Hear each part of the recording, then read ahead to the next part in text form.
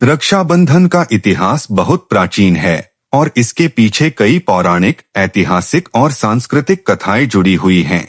यह त्योहार भाई बहन के पवित्र संबंध, रक्षा, प्रेम और विश्वास का प्रतीक माना जाता है। यहाँ इसका संक्षिप्त इतिहास और प्रमुख कथाएं दी जा रही हैं।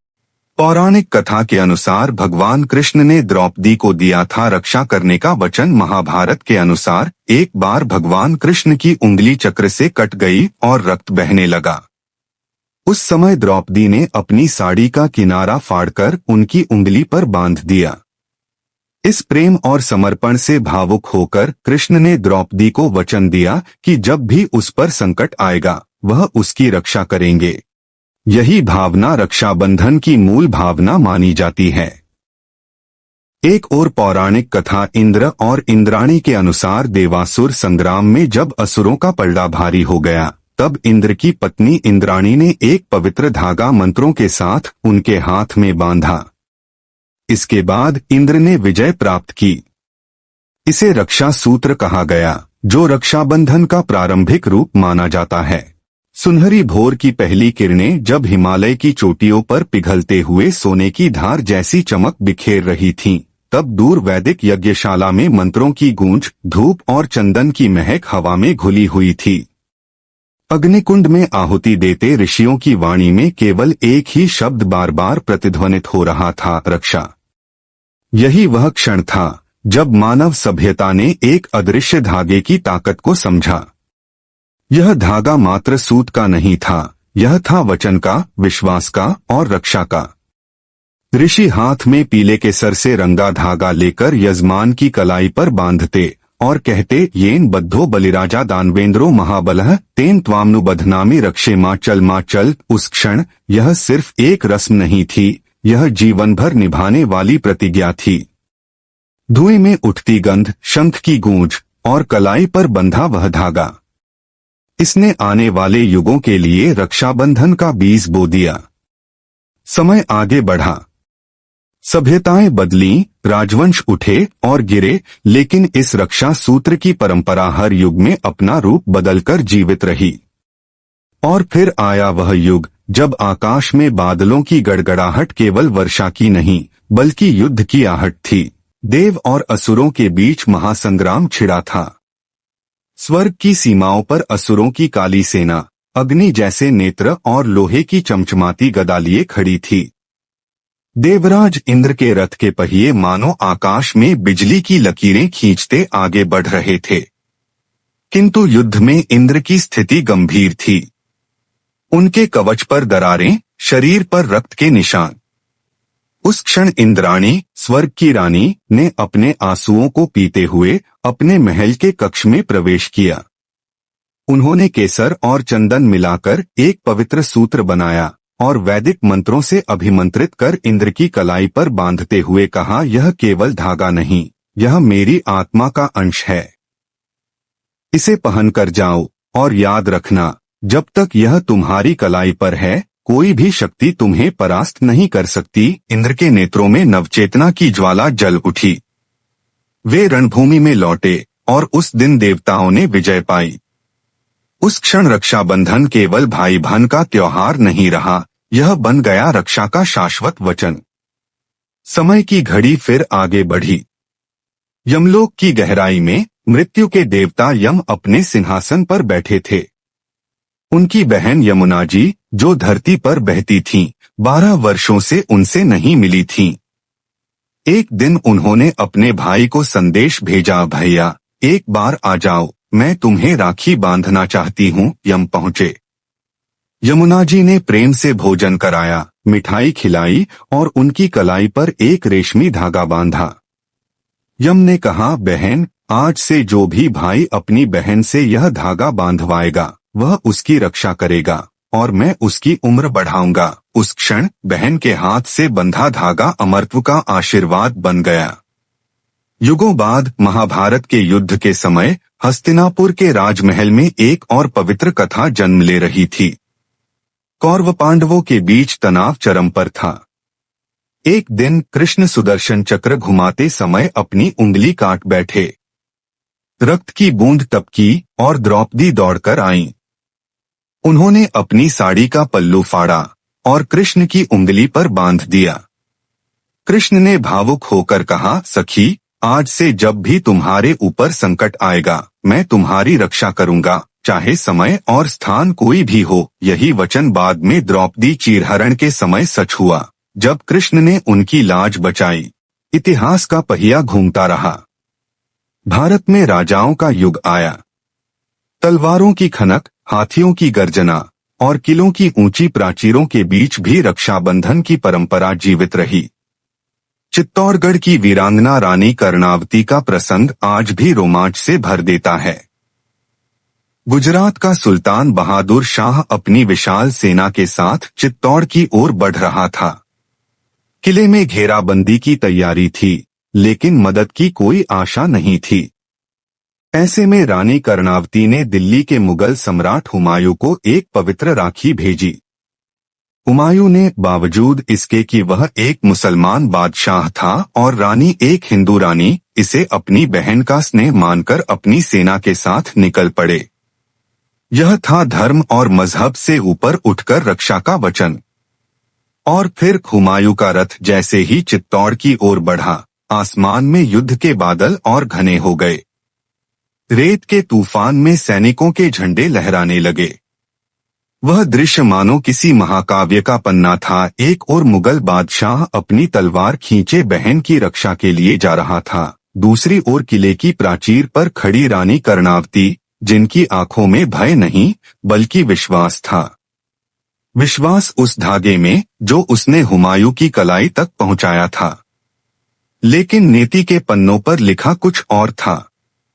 जब तक हुमायूं पहुंचा, चित्तौड़ का किला युद्ध की ज्वाला में जल चुका था। रानी कर्णावती और हजारों राजपूत महिलाओं ने जौहर की अग्नि में अपने प्राण न्यौछावर कर दिए थे। हुमायूं की आंखों में आंसू थे। उसने देर से पहुंचने का दर्द महसूस किया, पर उसने उस धागे की गरिमा को दिल में संजो कर रखा। उस दिन के बाद रक्षाबंधन केवल हिंदू समाज का पर्व नहीं रहा, बल्कि यह वचन और सम्मान का ऐसा प्रतीक बन गया जिसे कोई धर्म, कोई सरहद नहीं बांध सकती थी। समय बीतता गया, पर हर युग में राखी ने अपना अर्थ और गहराई बदलते हुए भी एक ही संदेश दिया, मैं तुम्हारी रक्षा करूंगा। ब्रिटिश राज का समय आया। भारत गुलामी की जंजीरों में जकड़ा था। बंगाल में विभाजन की साजिश ने हिंदू और मुस्लिम समुदायों को अलग करने की कोशिश की।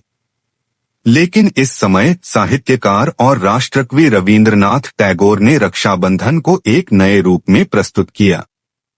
1905 में उन्होंने बंगाल की गलियों में हिंदू और मुसलमान बहनों भाइयों को एक दूसरे की कलाई पर राखी बांधते हुए देखा। वह दृश्य केवल एक त्योहार नहीं, बल्कि राष्ट्र की एकता का उत्सव था। राखी यहाँ केवल परिवार का नहीं, बल्कि मातृभूमि का बंधन बन गई थी। और फिर स्वतंत्रता संग्राम में कई वीरांगनाओं ने राखी को संदेशवाहक बनाया। वे क्रांतिकारियों की कलाई पर राखी बांधकर उनसे वचन लेती कि वे देश की रक्षा के लिए अपने प्राण न्यौछावर करेंगे। इन राखियों में सोने चांदी का नहीं, बल्कि खून और बलिदान का रंग होता था। आधुनिक भारत में राखी अब केवल रिश्तों का त्योहार नहीं, बल्कि भाईचारे और सुरक्षा का वैश्विक प्रतीक बन चुका है। आज भी सीमाओं पर तैनात सैनिकों को देश भर की बहनें राखी भेजती हैं।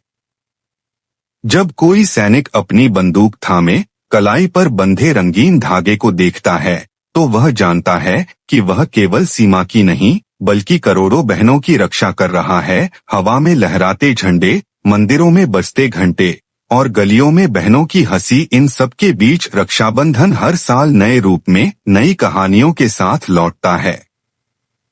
कभी यह इंद्राणी का पवित्र सूत्र है, कभी कृष्ण द्रौपदी का प्रेम, कभी रानी कर्णावती का साहस, तो कभी टैगोर की एकता का संदेश। और जब राखी की सुबह आती है, तो लगता है मानो समय खुद रुककर देख रहा हो। वह धागा जो हजारों साल पहले यज्ञशाला में बंधा था, आज भी वैसा ही चमक रहा है। उत्तर भारत की गर्मियों की धूप में गंगा के किनारे बसा एक छोटा सा गांव। मिट्टी के घरों के आंगन में पीली हल्दी से रंगी चौकी रखी गई है। बहनें थाल में रोली, चावल, मिठाई और राखी सजाकर बैठी हैं। हवा में चंदन और गुलाब की खुशबू है। दूर कहीं बैलगाड़ी की चरमराहट सुनाई देती है, भाई खेतों से लौट रहा है। जैसे ही वह आंगन में कदम रखता है, बहन उसके पैरों को हल्के से छूती है, माथे पर तिलक करती है और उसकी कलाई पर रंग बिरंगी राखी बांध देती है। यह दृश्य भले ही साधारण लगे, लेकिन इसमें सदियों का इतिहास छिपा है। राजस्थान की तपती रेत में यह त्योहार और भी शौर्यपूर्ण रूप में मनाया जाता है। यहाँ राखी केवल भाई की कलाई पर नहीं, बल्कि राजपूताना तलवारों के मूठ पर भी बांधी जाती है। बहनें अपने वीर भाइयों की तलवार को राखी बांधकर यह वचन लेती हैं कि यह हथियार हमेशा धर्म और सम्मान की रक्षा के लिए उठेगा।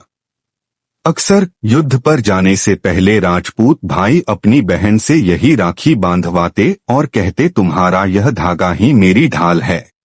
पंजाब में राखी का रूप थोड़ा अलग है। यहाँ इसे सलूनो भी कहा जाता है।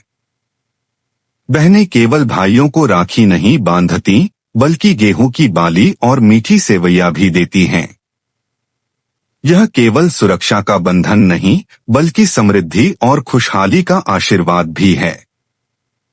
बंगाल में रविंद्रनाथ टैगोर के समय से ही राखी एकता का प्रतीक है।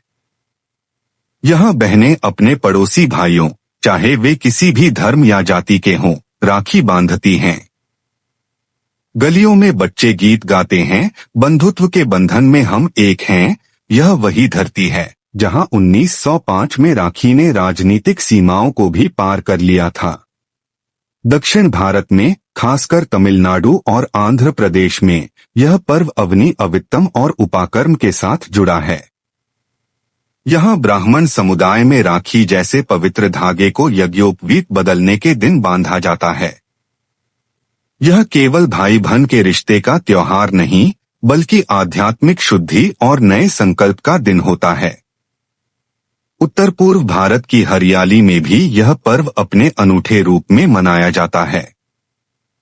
मणिपुर में इसे निंगोल चकौबा की तरह माना जाता है, जहां बहनें अपने भाइयों के घर जाकर उन्हें भोजन कराती हैं और राखी बांधती हैं। यहाँ यह भाईचारे और पारिवारिक प्रेम का उत्सव है, जिसमें पूरा गांव शामिल होता है। कश्मीर की वादियों में बर्फ से ढकी चोटियों के बीच राखी का त्योहार एक भावुक रूप ले लेता है। यहाँ सीमाओं पर तैनात सैनिकों की कलाई पर स्थानीय महिलाएं राखी बांधती हैं। सर्द हवा में जब यह रंगीन धागा लहराता है, तो लगता है मानो पूरे राष्ट्र का आशीर्वाद उसमें बंधा हो। और फिर इस धागे का असर केवल भारत में ही नहीं, बल्कि विदेशों में बसे भारतीयों के दिलों में भी उतना ही गहरा है। अमेरिका, कनाडा, ऑस्ट्रेलिया और यूरोप के शहरों में जब अगस्त की शुरुआत होती है, तो भारतीय बहनें डाक से या ऑनलाइन राखी भेजती हैं। वहां परदेश की सड़कों पर भाई अपनी कलाई पर बंधी उस राखी को देखकर बचपन के आंगन, माँ की आवाज और बहन की हंसी को महसूस करते हैं। इस धागे की ताकत यही है, यह समय, दूरी और परिस्थितियों को लांघ जाता है। यह केवल खून के रिश्ते में नहीं बंधा, बल्कि यह हर उस बंधन में है जिसमें भरोसा और प्रेम है।